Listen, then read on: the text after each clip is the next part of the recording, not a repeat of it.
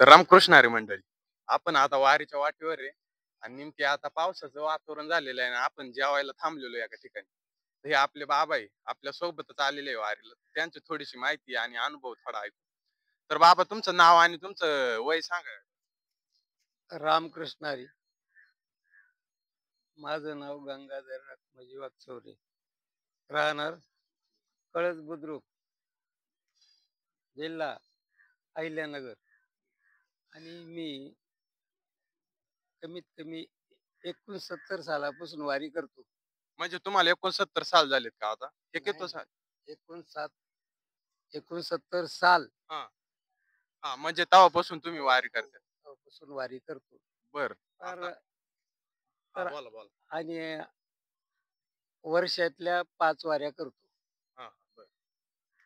त्र्यंबकेश्वर हा, पौषवारी, हम्म.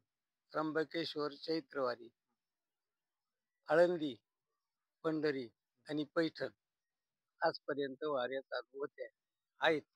बर बाबा, तुम्ही एवढे वारी केल्या, तुम्हाला एखादा चांगला अनुभव आलाय का असं काही? अनुभव काय? भगवंताचा अनुभव एवढाच आला. एक वेळेस मी पैठणला गेलो हम्म. आणि पैठणला गेल्यानंतर दर्शन झालं आणि थोडंसं बाजारात हिंडलो थोडा. बर.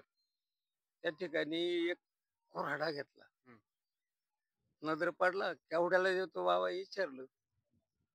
तो म्हणे 1500 रुपयाला. मी आपला ढळलो. त्यांनी मला परत बोलावून घेतलं पाठीमागं. पाठीमागं बोलावलं. मला म्हणे, "बाबा तुम्हाला किंमत सांगितली, पण तुम्ही काहीच बोलले नाही." म्हणलं, "मला नाही परवडायचं, घेणारच नाही." बर.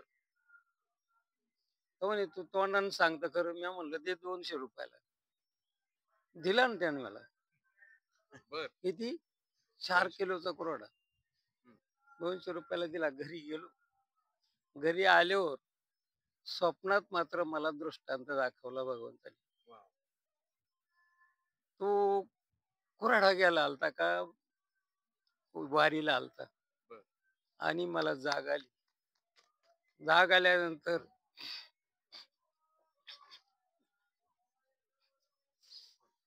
बोला बोला.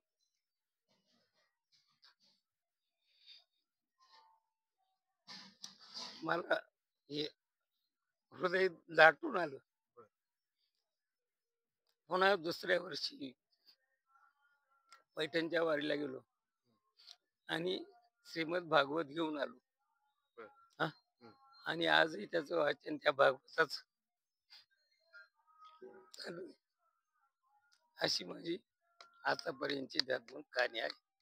तर बाबा तुमचा एवढा कंठ दाटून आला, पण आताची जी तरुण पिढी आहे ती अशी भगवंताकडे म्हणजे जास्त श्रद्धा नाही त्यांची किंवा वारीला येते नाही, पण त्यांच्याबद्दल तुम्हाला काय वाटतं भाऊ? त्यांच्याबद्दल त्यांची भावना जशी असेल तशी पण आले पाहिजे. आणि आजकाल याच्याकडे कोणाचं लक्ष? बरं बरं. तर रामकृष्ण हरी मंडळी, बाबा भावुक झालेले खूप. कारण त्यांना अनुभवच असा वेगळा म्हणजे साक्षात पांडुरंगाला त्यांनी त्यांच्या स्वप्नात पांडुरंगच आला होता डायरेक्ट असं त्यांना म्हणायचंय. बाबा भावुक झालेले. चला आपण भेटू परत अशाच एखाद्या गोड अनुभव घेऊन. रामकृष्ण हरी.